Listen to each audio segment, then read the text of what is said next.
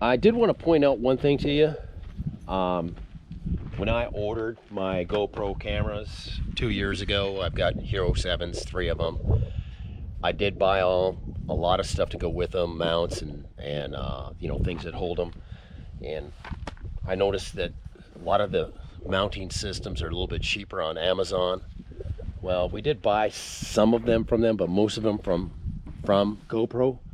You can see here's one of the thing that's clipping it to the rig is one of the cheap ones. You can see it's kind of loose, so it's not really up to the specifications of GoPro mounts. You know, I'm going to switch this one out before we leave today. I'm going to put actual GoPro stuff right there.